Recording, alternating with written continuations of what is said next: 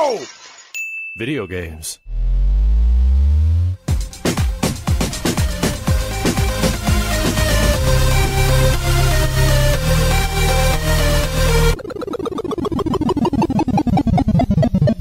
What up, dudes, and welcome back to the YoVideogames podcast. I'm Matt. And I'm Andrew. And once again, thank you to all our generous patrons who've kept us going for over 400 episodes. Yeah, if you're interested in becoming a patron at any level, please check out patreon.com/YoVideogames podcast. Dude of the week is Daniel.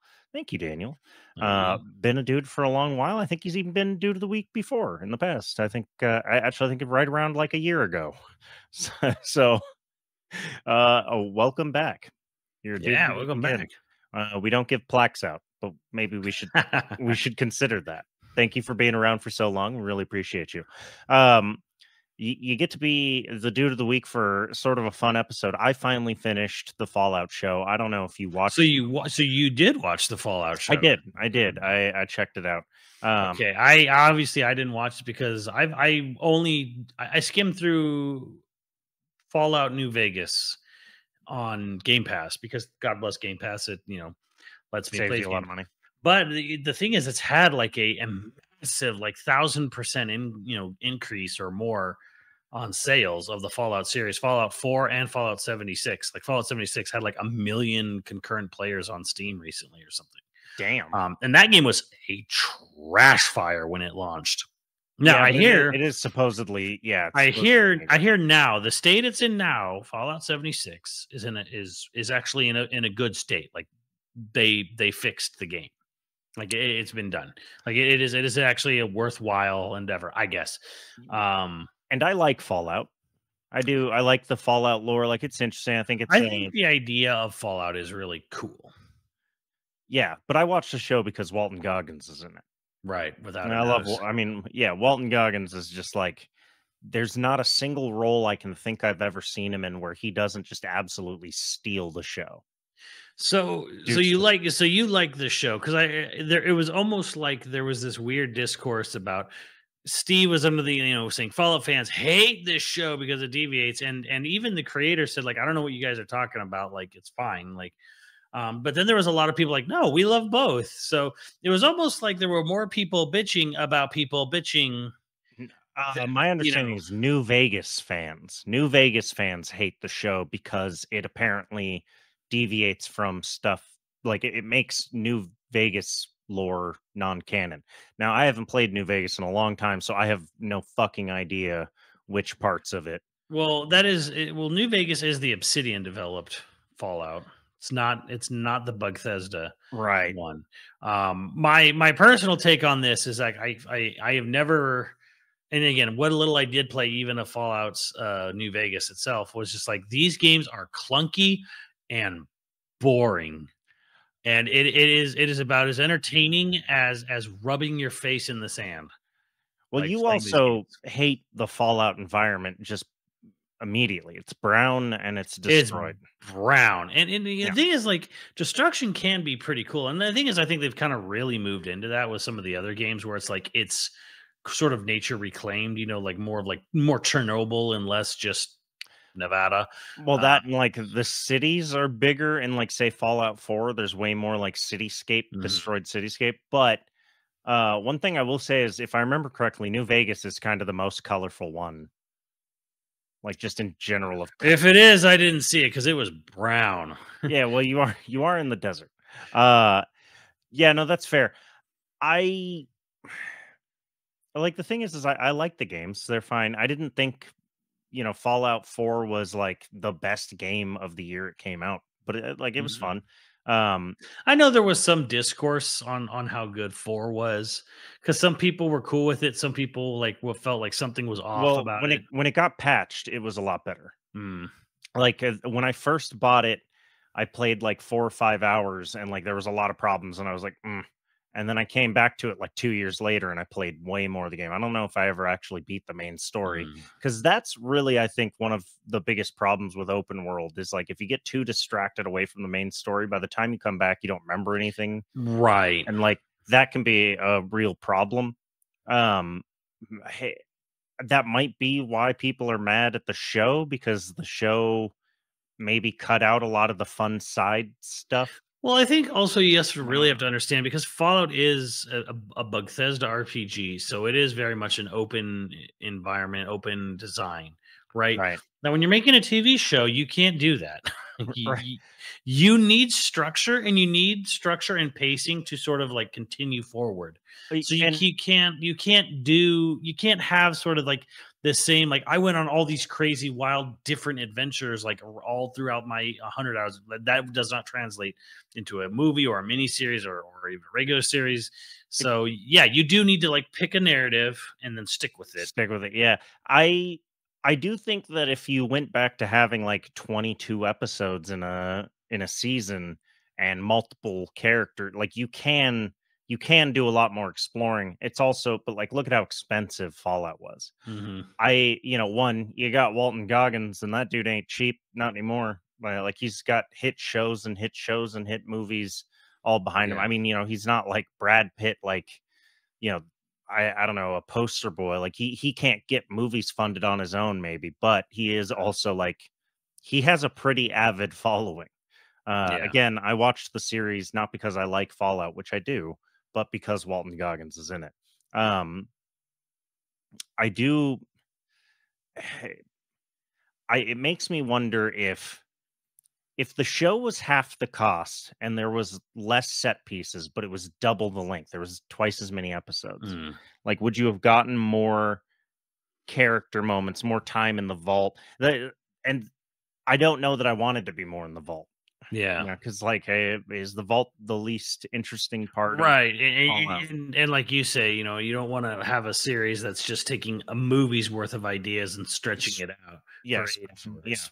yeah. Um, I, but one thing that I think is a real powerful part of the Fallout show, which a lot of streaming TV shows for some reason don't do right now, is that it had multiple character perspectives that had their own storylines Hmm. that ended up matching up at the end. Like that's good. That's good writing. Yeah. Um, I think one thing other also that pissed off Fallout fans is the same thing that kind of divided Fallout fans from like pre Bethesda, post Bethesda, where it's like pre Bethesda, when the games were like point and click type games, the game is much darker. Hmm. Like there's still humor, but and it's been a while since I played it, but Fallout 1 is dark. Like Hmm. there's some dark and there's a lot more like they imply a lot more about I the remember evil of the two. vault. Remember two being significantly more gritty than what it became. Yeah. I mean, it was still Yeah, point gritty and might be click the better word. on Yeah. Um, Fallout 3 still had sort of that darkness, but I think there was also a lot more levity to Fallout post, but also I could be remembering wrong. I'm not like like the biggest. Well, I mean, there's also it's a little bit of the Diablo effect a bit where it's like, okay, when you're talking about like isometric sprite based games for like 1 and 2, like Diablo in particular has a much different vibe. And do you remember like how much pushback Diablo 3 got when it initially was shown and people were like it's way too colorful, it's way too bright. So it's way too happy for Diablo 3 because it was the first 3D Diablo, and then it just Wow. naturally. Well, one, it absolutely did change art styles. It kind of went to that Yeah. more homogenized Blizzard look rather than the Diablo look because Diablo always looked different. But even like say StarCraft, like StarCraft original, and the expansion Yeah. with its 2D sprite based, looks just has a grittier aesthetic than StarCraft Ghosts and StarCraft 2 did. Yeah, I think there's definitely like once they got more money, they polished everything. It looks smooth. You know how like that, Yeah. like if you go to play like Overwatch, it looks smooth. Everything's like a jelly looking, or not a jelly, like a clay looking. I don't know how to describe Yeah. it. Like Well, there isn't like when you say like grit, I would call that texture. Like the art right, styles yeah. before had texture. Hey, X-Men 97 is like the perfect example of that, where it's like, okay, here's this sort of hand-drawn, mostly, sometimes Mhm. hand-drawn show, versus like it now it's way more consistent in smooth animation, but holy crap, does it not have nowhere near the texture, grit, shading of the original series, which Mm. was all over the place quality-wise in animation, but there was way more grittiness to like what was being drawn, rather than these very, very flat shaded, very clean, look to the way just everything is in the world and the characters. And part of me wonders if that's like same in the video games, but for the show, for instance, like they just they have better technology, better money to they don't have to hide things in shadows, as it were. They Right. don't have to. You're like, ooh, it's dark because it's creepy, but it's also dark because we can't afford to build it. Yeah. I just think certain sort of aesthetics in 2D in old 2D sprite based stuff for something like Fallout it just looked different. Because here's the thing: when you're in just think of it this way. This is just kind of from my ass here. Old Fallout 1 and 2, isometric perspective, overhead, isometric, whatever, right? Yeah. You're not seeing the sky, period. You are just seeing the color of the ground, like looking down at what you're looking at, right? Right. When you suddenly are in first person, you can make the sky gray, or blue or whatever. But the thing is, it's going to be bright if it's daytime. You do not have to worry about sunlight Hmm. in an isometric or overhead perspective. So it changes the feel of the game, because you're never looking at it. Like, it hardly makes any difference whether it's day or night in Fallout. Like, say the Right. original Fallout 1 or 2, or even the original 1 or 2 of Elder Scrolls. Another interesting thing about Fallout in general is like, especially in the older games, the story, maybe the story seemed darker because the games themselves were literally darker. That's the Well, thing in like film where like, what's the difference between a dark comedy and a light comedy is like, okay, the jokes might be exactly the same, but the film itself is actually darker. Like it's got harsher shadows, that kind of stuff.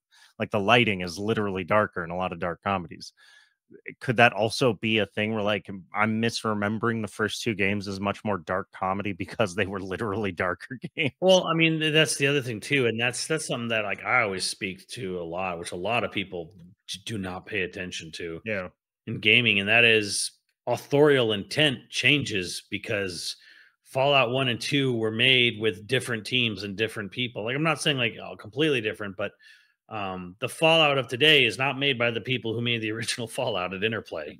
Right. Like, Yeah. your creator may not even, I don't even know if the creator's involved in anything more recent with Fallout. It's all probably all like other people, like, again, like Obsidian is ex Interplay people, and Bethesda is other people in Maryland, and Obsidian's over in SoCal, Mm. Orange County. So it's like you just have different people with different mindsets making different games. They're ex Interplay people, which makes sense why New Vegas is like considered.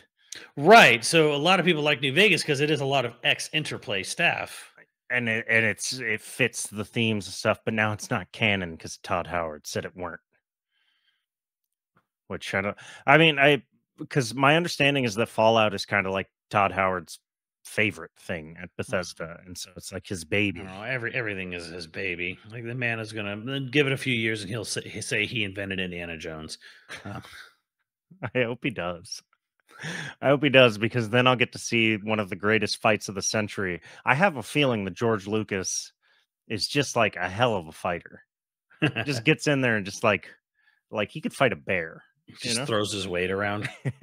He's so calm, and the beard just hides a third fist. That's the thing, is you don't really get a lot of authorial intent in video gaming. Like, one of the only game series that I can think of that had like authorial like oversight, and there are like more on PC obviously, but like Metal Gear. Metal Gear was basically more or less authorial intent for the most part. Now, granted, he didn't get to finish his full story in Metal Gear Solid 5, but like all Right. the Metal Gear Solid games, that's Kojima, and I forget the other, like his collaborators who he worked with on all the same games, right? Like, that's his baby. Like, that is his thing.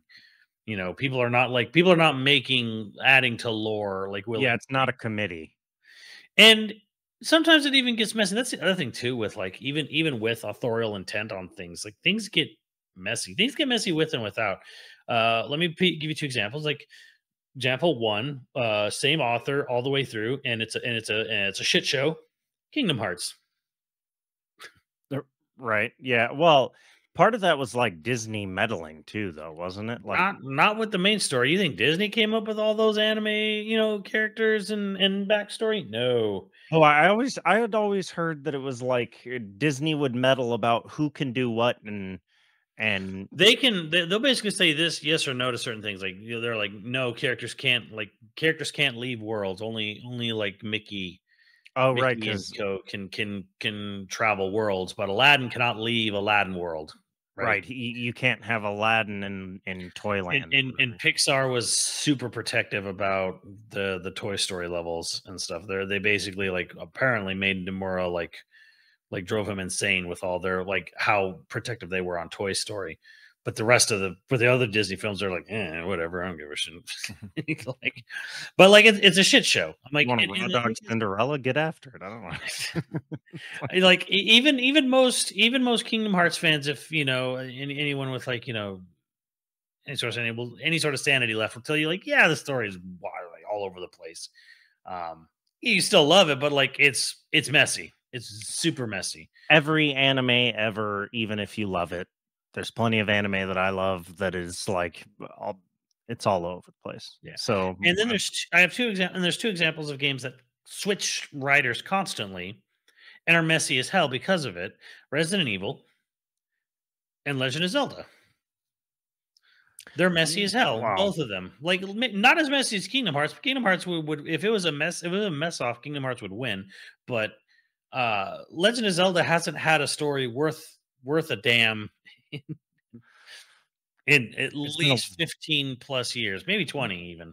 Well, part of it is that those older series, a lot of the lore that was established was literally just things they came up with for an excuse for like gameplay loop or whatever. Sure. And so like it didn't have to make sense. As a matter of fact, they never thought about it as a coherent story. I think it's more frustrating when like, okay, sure, like you didn't think about it back then, but like you're not doing anything new or interesting. You just keep falling back to the same thing over and over and over and over and over again. And it's like this weird, hilarious thing because like people were like, "Oh, Miyamoto brought narrative to gaming." Miyamoto hates narrative. Miyamoto like put a little bit of an excuse behind why what you're doing, but Right. by no means has Miyamoto ever been a storyteller. He's not a storyteller. Anytime he's had like story ideas, they've usually been crap. Like Well, he's not a storyteller. He's Geppetto, and all he wants to do is tinker with his Game and Watch. If it was up to him, we'd still be on GameCube. In his mind, yeah. If it was up to me, we'd still be on GameCube. Okay, it's the best system. No, you know what's funny is like with the other news about marketing, and I know we weren't really going to talk about it all that much, but like the guy from Larian saying like marketing is dead. You say they keep doing the same thing over and over with stories, but like Larian does one thing sort of fresh, and they didn't have to worry about marketing because everybody wanted to have their eyeballs on it. And it's sort of weird how this interconnects with like yeah, well, marketing's dead because everyone's doing the same thing all the time, and so people don't want to see ads. They're just like, tell me what the thing is, and then I'll move on with my day. Please leave me alone. yeah.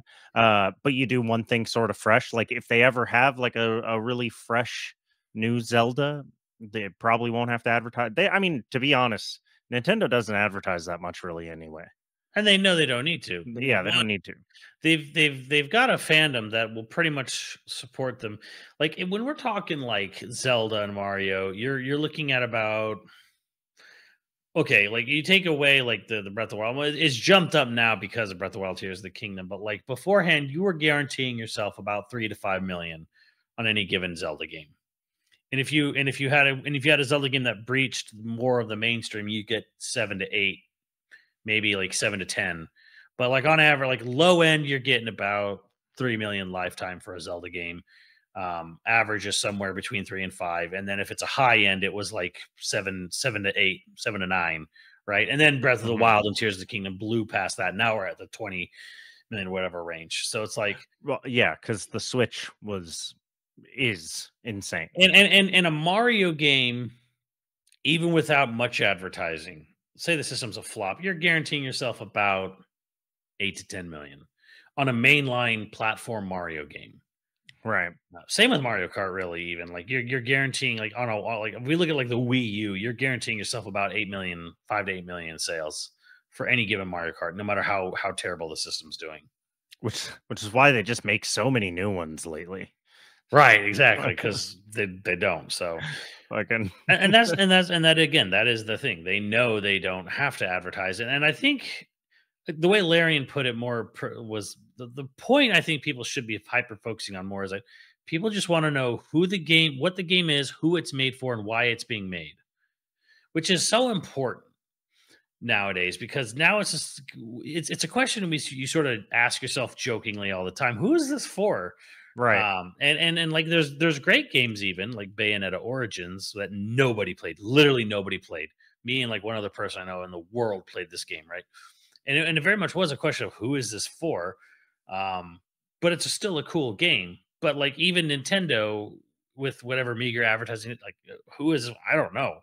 We're kind of watching history repeat itself right now as we're recording this. Endless Ocean 3 is coming out, and I guarantee you there's a bunch of people going, what is this? Who is this for? It's for me, but like yeah, like I definitely don't know. I'm super glad that they're even willing to greenlight something as off the wall as Endless Ocean 3. I wonder how much they spent on it though.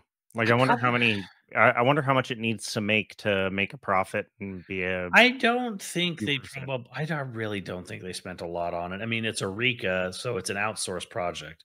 It's like a contract job anyways. They weren't even like they weren't wasting company resources on it, just money.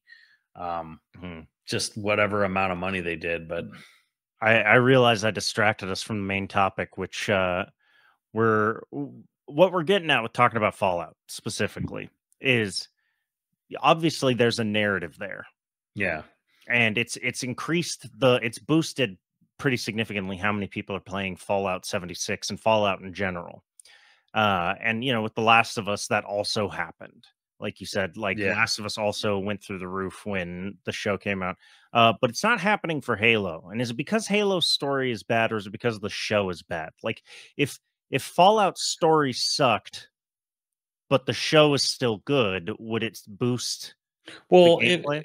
the thing Like, is the show has to do what Fallout the show has to have a good story, period. right. Like, I mean, unless you want to be like, oh, well, Michael Bay movies exist, whatever. Like, a show has to have even if it's basic as hell, even if it's lowest common denominator, the show's got to appeal. That got to be appealing. It's kind of like it's like why is James Cameron's Avatar so successful? Because it's appealing because it's appealing, not even necessarily because it's great or it's Oscar worthy, whatever effects, yes, but like Oscar worthy. But is it well written? Is it the best picture stuff? Probably not. No. Is it his best work? No. But you know what it is? It's appealing.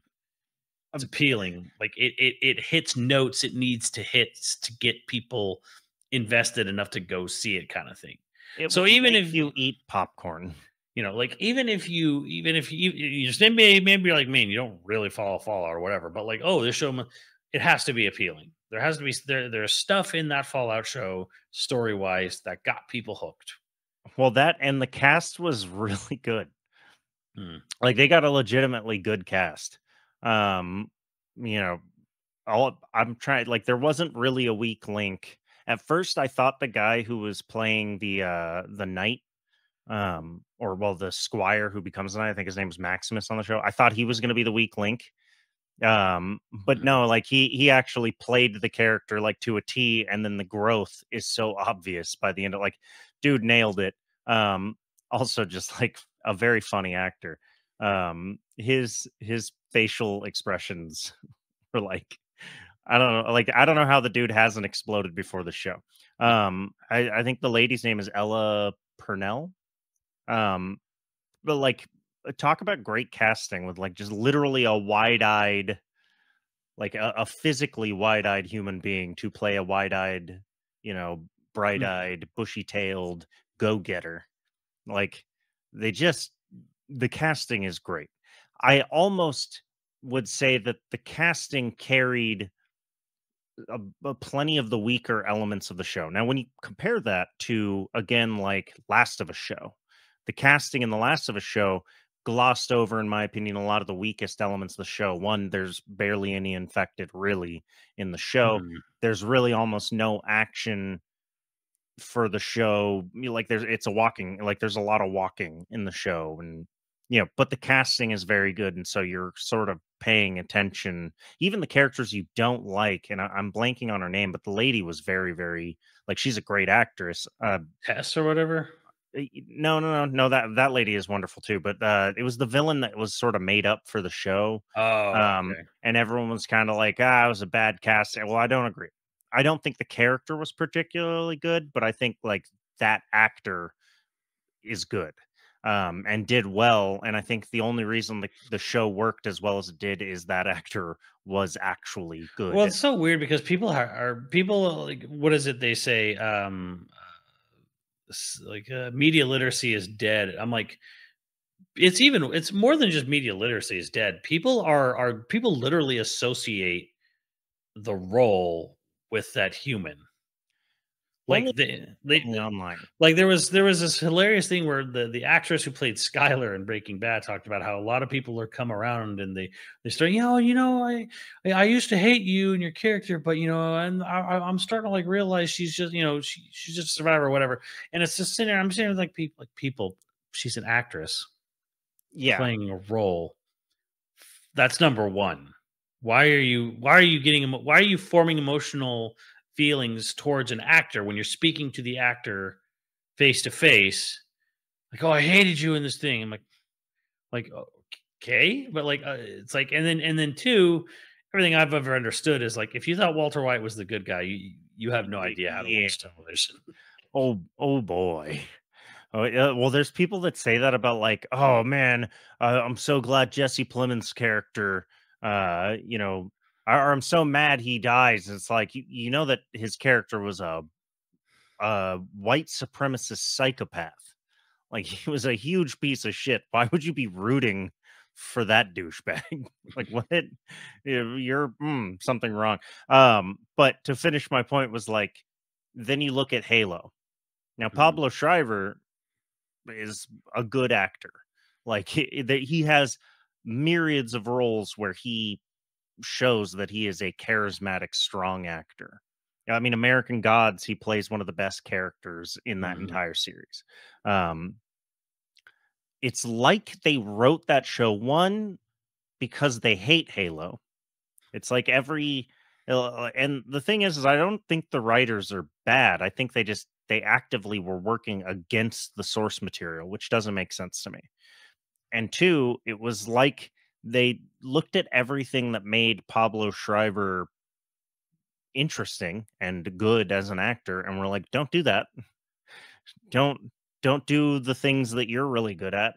And maybe he was trying to like or is trying to show that he has like a broader range to play like a Yeah. stoic, but it just that show doesn't work for a bunch of reasons. And I'm not like obviously it's not going to feed into a love of playing Halo again because I'm not sure that the Fallout show brought a bunch of brand new players to Fallout as much as it inspired people to go back to Fallout and those people Well, there's inspired a new lot of people. sales though, so I would argue yes, because for a show that's literally available on Game Pass and all its incantations to get huge sales increase, yeah, I would say it's bringing in new Right. people. I'm saying though that it is inspired nostalgia from older players Mm, who inspired newer people to get it. yeah, Because there's word of mouth matters so much now. We just talked about marketing being, dead or too fat. Word of mouth matters more than it's ever mattered, right? 85% of people read reviews, even if they know that the reviews are probably bullshit. They read reviews before they make any purchase online, period. With gaming, it's even higher, apparently. Like Steam, the Steam reviews get read like crazy to the point where creators will literally try to get rid of reviews if they think they're being review bombed because it mhm. can cause the game not to sell at all. So what I'm saying is like fans of Fallout liked the show, got nostalgic for it. Maybe they hated it and they're rage playing to try and like soothe their hurt feelings. But they then turned around and sold that newer audience further. Like maybe the show got people interested, but I don't know that it makes sales. It could. I'm just Oh, it did. I mean, the sales are up like 1,000 something percent or more. right. And I'm saying that like part of that though is that Fallout fans reacted very favorably to the show, which I don't know if the Fallout fandom was large enough to sit there and be like, there was a bunch of Fallout fans in the past that didn't buy Fallout 4, didn't buy 76, didn't buy Fallout 3. Now the show made these hundreds of thousands of Fallout 1 and 2 fans like come back from the from the falling off to buy Fallout 4. And I'm like, that's where I'm like, no, like it's definitely got like to me, I'm like, oh, well, it's definitely open. It's Cyberpunk, the anime. It's doing what the Cyberpunk anime did, which I'm like, oh, you're going to gaslit people into thinking there's an interesting story here. No, I guess what I'm getting at is like, okay, Halo. All the people I know of that like the Halo show, which is shocking, but all the people I know of that like the Halo show have never played the games and did not go out and buy the games. Right. Well, it didn't. So you're So saying like it didn't like it right. didn't like inspire you to want to go play the games in any way. But then again, like the Halo show is not. I mean, how well liked really is it? Being a Halo fan is pain, man. I Like mean, it got a second season, so it had to be liked enough and watched enough that they yes, but like, and it's not a cheap show. well, So it almost feels like the sort of Rings of Power situation where it's just like, yeah, they've committed like $1 billion to this thing, yeah. and people kind of like fell off real hard after the first season. But hell, we're making it anyways. Is there a second season of Rings of Power? Apparently, yeah. Like it's out? There's going to be 5 seasons apparently.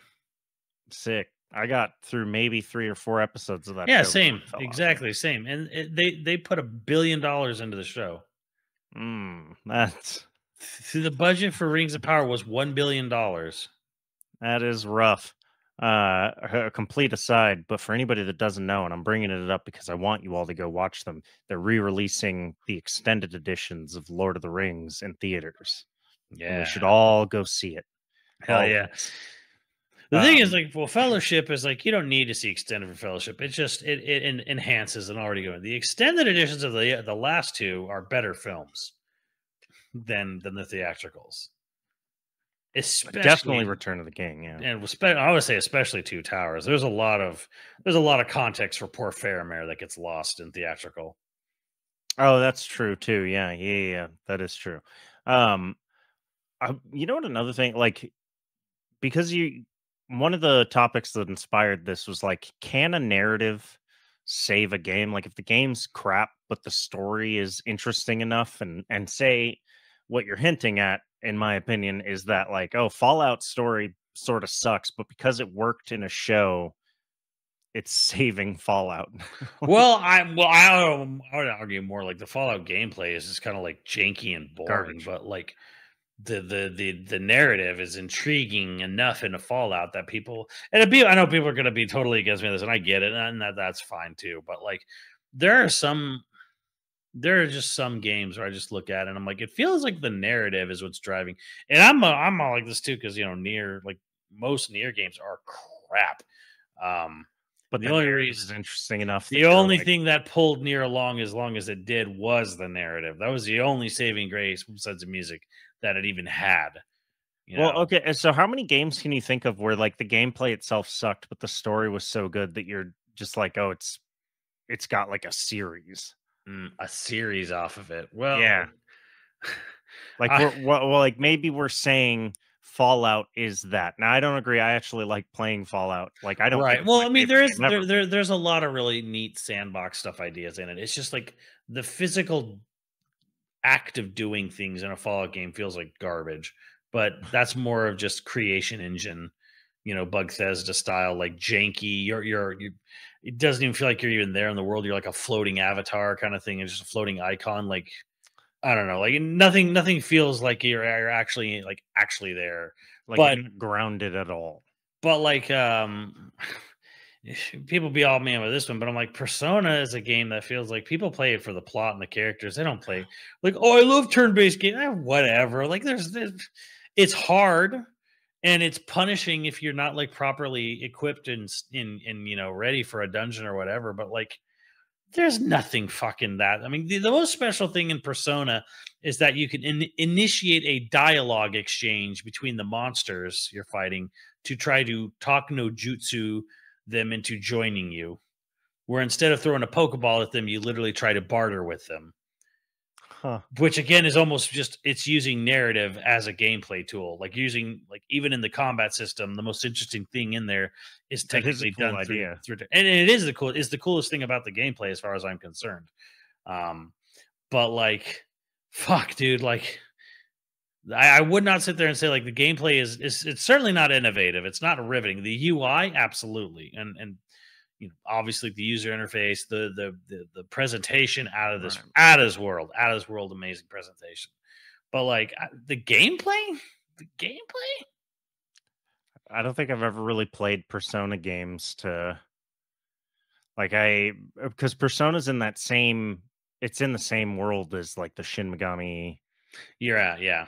Right. Okay. Yeah. So maybe like 2 or 3. I don't know. It was like 2006 the last time I played a Shin Megami game. Maybe. Yeah. What was that one? That was on a PS2. Oh, Shin Megami Tensei, probably 3 Nocturne or Yeah. Digital Devil Saga.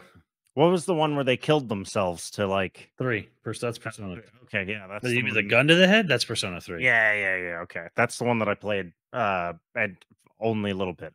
Actually, I played that with Ian. Do you remember Ian? I'll bet he did play it. He's Fucking probably loved the that. king of the Persona throne right now. Or I lost some fight in the game, and he hit me. Very passionate. It's very passionate about that game. Okay.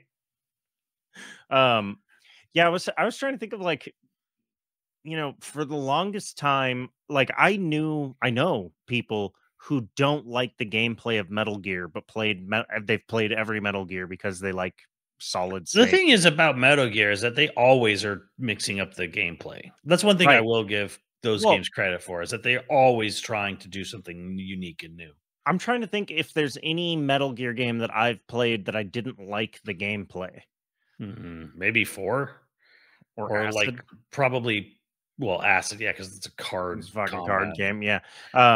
But like we know people that like I want to say maybe it's Justin that doesn't like he likes the story, thinks it's really cool, does not like the stealth action.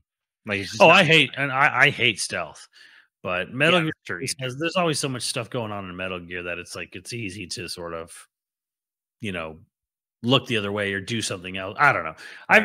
Stealth in Metal Gear is kind of annoying, but like never to a point where it's kind of like stealth in a Splinter Cell game would drive me more nuts than Metal Gear, because Splinter Cell really is about stealth. It's all about stealth. Metal Gear Solid is like stealth is part of it. You have a darkness meter in a lot of Splinter Cells, right? Where it's like it's like a shadow meter. Yeah. How dark are you standing? Like games like Dishonored, where it's like, oh, you gotta be stealthy. Oh, fuck that. Like I'd rather I like games that let you that are designed around the whole. Well, you can go loud or you can go stealthy. I am going loud. I'll try to be stealthy for about 5 minutes and then I'll get caught and I'm like, all right, fuck this. Yeah, that's what happens to me. Like I like stealth gameplay, but like I lose patience about halfway through, and then I'm just fucking, I'm gonna kill everybody. Yeah, pretty much. And I'm all about games that let you do that. I'm all for that thing. But like, yeah, I do believe that there are people out there who kind of just. Here's a fascinating one. It's not necessarily story related, but like I know a lot of people who are asexual, Right. or just generally, or some part of LGBT in some form or fashion, right? And the thing is, when you give them a game like Baldur's Gate 3, all the asexual people immediately start jumping into polygamous like relationships. And I'm kind of like, what is like this is just a weird fascination. And I think the Persona is the same way because it has like the dating system, and Fire Emblem's the same way, where it's like if you give people the ability to screw around with other characters and take that however you want. Like it's funny how many people will just do it. Like people, like some people, like really crave the like what happens if I like they just want to experiment. And I think maybe that's a little bit what happens with Fallout because like the Fallout games being open as they are, and unlike a say a TV show can be, is like, okay, well, I'm going to play the game and I'm going to screw around. I'm going to see what I can do in this environment. And it's kind of like Right. this weird thing, like like if you give people the option to date or to fuck in a video game, but you do it smartly the way say like a Baldur's Gate does it, everyone will try it. Yeah. The people who are completely uninterested in any sort of like physical relationship in real life will suddenly be like, whoa, how many people can I get, in this in, I can fuck a bear. yeah, you can put a bear in there and then put this in there and put that guy in and put that one and I'm like, it's almost fascinating to me because like how humans like almost kind of like crave this I feel like creativity in a weird sort of way where it's like if you give someone the tools to do something, they're going to use them. Oh, I see. What I think it is in a video game, there's a right answer. And in real life, there's not a right answer. So in a video game, you can do everything right and the right thing happens. And in real life, you can do everything right and it all blows up in your face. That's also true. And so I think that's what's attractive about like a relationship in a game. You don't actually have to listen to the person that you're in a relationship with in a game. I will say that Yeah. there is a sort of like annoyance with, say, some Japanese games like Obsession with Morality, where I kind of would like more games to just be if there's one cue they could take is like, hey, have an evil path. Like, but an evil path that doesn't just like give you like a shitty ending, but like just legitimately have like becoming anti-hero, become a bad guy kind of thing. Like that'd be kind of neat. I don't know. To me, it would be kind of neat to see, because they every so often they sort of kind of dip their toe in it, but it's never really. It doesn't feel like they go through because like you play Baldur's again, you could play like Baldur's Gate 3 and you could just be a complete dick. Yeah. The to everyone and everything, still complete whatever the main, story with the mind flayer or whatever thing is, but it's like you're just a complete a-hole about it the entire time. Like You're not going to get to fuck the bear that way. That's all I'm going to say. well, here's the other thing too, which is sort of the opposite of what seems to happen, where it's like if you give characters the ability to date or fuck in a video game, everyone's going to use it. Everyone's going to use it. Light morality system, it's always like 70 to 80% people just go good. Like this, I remember BioWare and other companies talking about this with Mass Effect. I think Lionhead with Fable, where they're like most people just like the vast majority of people went on the good side. Yeah, which is also interesting. Yeah, I mean that makes sense though because humans are naturally like a community-driven like being. Yeah, you are a like it's like every time you see a dystopian movie where they're all like, oh, and shit hit the fan and everybody started looting and killing and raping and it's like, and in reality, every major disaster, people come together and like there's limited violence or limited problems that get exaggerated, but like even after Katrina, like it was mostly communities coming together. You know what I mean? Humans just sort of do that. So I'm not surprised that it is in a game too, because we grow up being told like, be good, do the good thing. Well, that's the thing is, in being in California, we grew up through some major earthquakes. Right. And I mean, we had LA riots before the last major earthquake in LA. And the rioting was there was way more danger, human to human danger in say the riots, which were then post earthquake, right? Then post earthquake, the earthquake, people came together real fast. Like the riots was kind of like, well, it's like a major social injustice was enacted upon another, and then the people responsible for that got away scot-free. So yeah, people, that was more like humans did it to themselves kind of thing. Where the earthquake is like, okay, Mother Nature woke up real pissed off one morning, and everyone's going to like come together. And Larian has been stumbling upon the truth, more and more. 70 to 80% of the people just choose the good path. Everybody fucks a bear.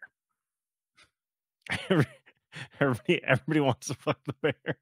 Apparently, and I didn't get it at first because I was like, "Is this game just BCI?" But I'm like, it's a shapeshifter, right? Yeah, it's a druid, and you can bang them in bear form. But why though? Oh, but this goes back exactly to my point though about the rest of the game, where it's just like you give people that ability and they're just gonna take it. But look, we're delving deep into your psyche, but you don't get even like a little bit of a fear boner. No, for a bear, I'd be running. What if they have like the softest lips? No, no. I just said the softest lips about a bear. You've definitely been playing Baldur's Gate 3. You know what? I never fucked the bear. But no, here's the thing. That was a basic. Here's the thing. I think I'm going to wager there's a contingent of people who played Baldur's Gate 3 who don't play D&D on the reg. Oh yeah, I bet actually like a lot of players of Baldur's But they Gate will play Baldur's Gate 3. Why? Because they are intrigued by the narrative they're creating for themselves. Which you could argue the reason for that being is Baldur's Gate 3 overcomes one of D&D's biggest hurdles, and that is having a good DM. So the game can be a good DM for you, which you may not be able to get in real life. So bam, Baldur's Gate. Therefore, Baldur's Gate. People are playing Baldur's Gate 3 to see what happens with other characters or see what happens. I don't think they're playing Baldur's Gate 3 because they're absolutely in love with D&D 5th edition. Yeah, I know it's 5th edition. Yeah. No, actually I think the biggest barrier to D&D is finding a group to play with consistently. Yeah. And then it's a DM. And I don't even know how beloved 5th edition even is amongst some D&D. Most people are probably still playing AD&D. No, I mean, we did 5th edition for like a long time in my current group. But now we're on Pathfinder. So Pathfinder? I can't remember what the name of because we do on Foundry. Yeah, it's Pathfinder. We're on 2E. Yeah. Okay. Well, and here's the thing: is that Larian doesn't want to do work with 5th edition anymore. They basically said, we're not interested in making a Baldur's Gate 4." And I talk to people who are tabletop game players and obviously do really like and love Baldur's Gate, but they have actually said like the combat system in Divinity was better than Baldur's Gate because Baldur's Gate has to adhere so hard to 5th edition rules. And there's just better gameplay variety and options and builds. Just the gameplay itself in Divinity 2 was better, according to some people I know, and I would trust them on this because they would definitely know, than Baldur's Gate 3 because it's so stuck on and like and another thing as they tell me in Baldur's Gate 3 is that like you only can get to level 12 in that game. That's like the max level or something. So I forget. I thought you could get all the way to 20. Is it 20? I mean, when you get to level 20 in D&D, you're a god. You're like, that was their saying is that like the problem is if you following D&D rules, you can't go any higher than 12 or 20, whatever it was, because like the amount of the shit you can cast basically lets you like warp reality. Like there's no way for a game's AI to even like comprehend what you'd be able to do at higher level in D&D. So you just can't do it. Like, do you think this means we're going to get is Baldur's Gate success mean we're going to get a Baldur's Gate TV show? It's funny because they had a movie come out last year and it was good. It was really good. Yeah. And it didn't do super well, unfortunately. Not a lot of people saw it. It made its money, but it didn't like. Here's the thing though.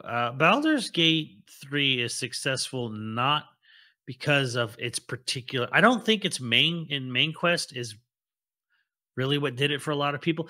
I don't even think the characters is what did it for a lot of people. Like people are like, and when I say I love the cast of Baldur's Gate, yes, you did. You love sticking everyone's dick in everyone's hole. But I mean, look, how many of you were like invested in the entire game? Maybe a couple characters, sure, but like. The point of Baldur's Gate 3 is is the narrative you end up creating through your choices, not so much that it's not like watching a story necessarily. So it's like there is a little bit of a difference between the narrative you create in a game like say Baldur's Gate and Fallout for for example. And then there are games that are not open ended, narratively speaking. They are set narratives, but they're good set narratives, and you just kind of like you're just playing to watch them, where you're playing the game like a series in a way. Right. But yeah, like Baldur's Gate 3 is a success for many reasons, but I don't think it's because people were like enamored with the Mind Flayer storyline or whatever. Yeah, I guess so. Probably not the narrative that floated that, I guess, but Which I think does make it hard to say adapt if you were going to. I'm like, you could try to adapt. You could absolutely take the main characters of Baldur's Gate 3 and make an adaptation of it. But like, I think you'd be missing a lot of what makes people love Baldur's Gate 3 in particular, where it's just kind of like, okay, you're gonna have like the devil chick and the bear dude and the elves and whatever. But like, man, everyone played that game differently.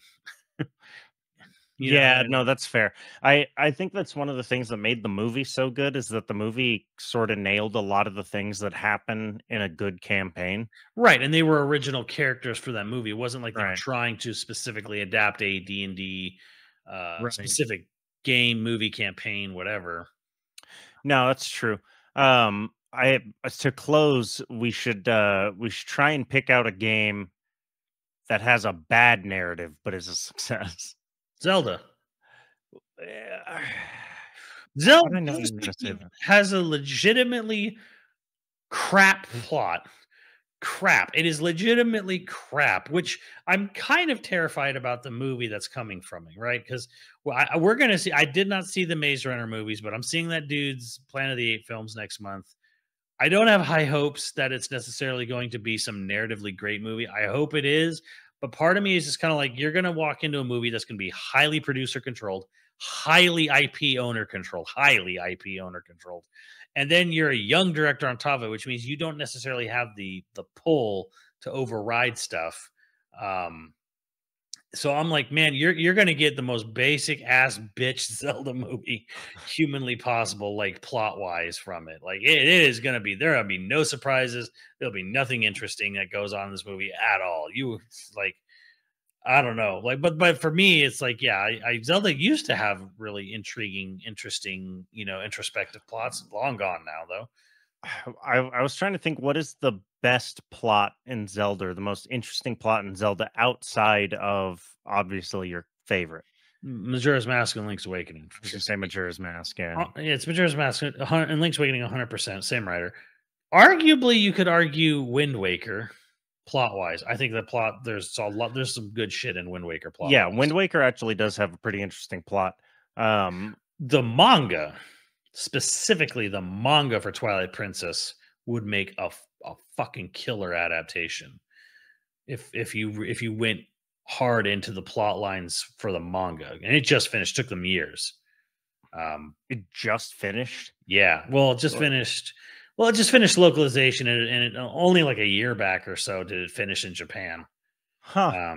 It went on for a long, long time because a lot of stuff was added, embellished, added to it, and sort of changed around. It's a lot gorier on one hand, but it's also just like the characters have way more introspection. There's just so much. Twilight Princess is one of the darkest that we. Yeah, but like the manga is like ridiculous. Like Link gets like his arm cut off at the beginning. They don't just like knock him out; like they cut his arm off. So was it the same guy that did Berserk? He was the one who wrote. No, it's the same. I think it's the same woman who wrote all the Zelda or Drew wrote all the Zelda mangas. But like, I think it might be two women. They spent years adapting Twilight Princess, and they made it into an actually legitimately like intriguing plot line. I'm gonna have to look that up now. The ending's fantastic too. The way, because like I was kind of worried how they were going to handle Ganondorf because he doesn't really get much screen time in the game, and he's just kind of there just to be an end boss. And then the manga, he's there way more. He's talking way more. Like the end battle goes on way longer. Like Ganondorf, like there's like this great catharsis, like not catharsis, but like maybe for me, but like how he basically is just telling him like, yeah, kill me here, whatever. This is going to happen again. You are plaything to the fate that the gods made themselves, kind of thing.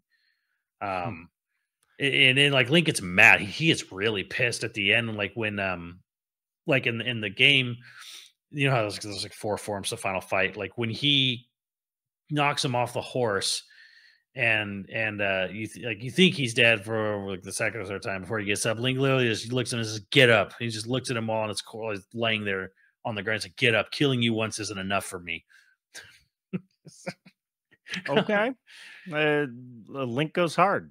Yeah, he gets really pissed, and then there's this whole thing where like Link basically loses the sword fight, and the hero Shade comes in, like Skeleton Dude, to actually get in, like to continue the fight with Ganon, sword v sword, and they talk about how it was Ocarina of Link, and he got old. They show him getting old as a man and before dying, and then there's like this whole thing where it's just like we've been at this forever kind of thing. Oh, there's like they go way more into the regret of how his life never managed to properly, finish, or he was never able to pass on peacefully and stuff. So it's like so much better stuff. Like that was what we're just never gonna get that in a Zelda game, though. Hell no, we're never gonna get that in a Zelda game. We're never gonna get that in a Zelda movie either, which is where you have narrative. It's gonna be a shit show. But it's like, the other one, maybe to deviate him a little bit from Zelda here, Bayonetta, 100%. Everyone hates Bayonetta because of the ending of 3. Does Bayonetta have a story? Exactly.